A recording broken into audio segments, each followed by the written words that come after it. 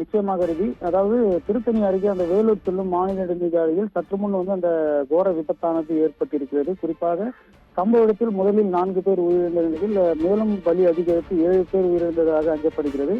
குறிப்பாக அந்த tipper lorry அதிவேகமாக அந்த அரசு பேருந்தின் மீது மோதியதாலே இந்த விபத்தானது ஏற்பட்டிருக்கிறது.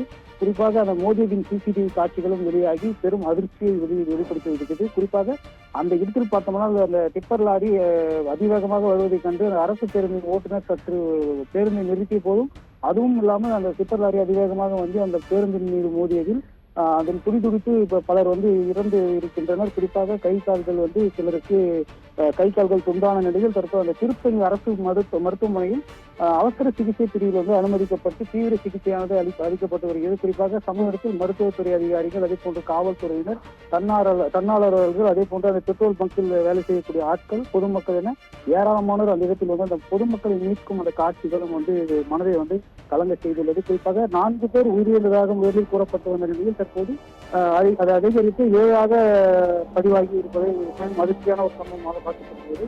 குறிப்பாக அந்த இடத்துல அந்த சாலை விரிவாக்க பணிகள் நடைபெற்று வருவதாலேயே இந்த லாரிகள் வேகமாக சென்றதாக புறத்தட்ட தகவலானது வெளியாகி உள்ளது. குறிப்பாக இந்த பேருந்து பார்த்தோம்னா அந்த பேருந்து பொறுமையாக வந்த போதிலும் அந்த டிப்பர் லாரிகளை ஓட்டக்கூடிய நபர்களின் அஜாக்கிரதையான அந்த செயல்களாலேயே இது போன்ற அசுர விபத்துகள் ஏற்பட்டு இந்த கோர விபத்தானது தற்போது ஏற்படுத்தி உள்ளது.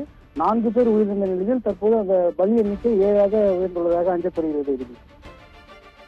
இடத்திற்கு தற்பொழுது உயர் அதிகாரிகள் யாரேனும் வந்தார்கள் என்றால் தற்பொழுது அதிகாரிகள் தரப்பிலிருந்து என்ன கூறப்பட்டது?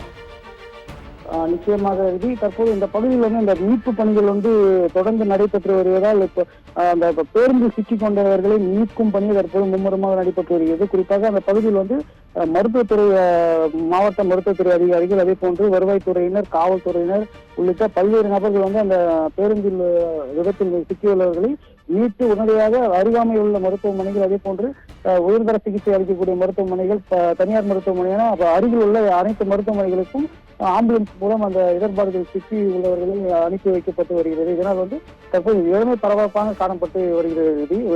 மருத்துவத்துறையை சார்பை பொறுத்தவரை சம்பவ இடத்தில் ஆம்புலன்ஸ்லேயே சிலருக்கு சிகிச்சையும் அளிக்கப்பட்டு வருகிறது.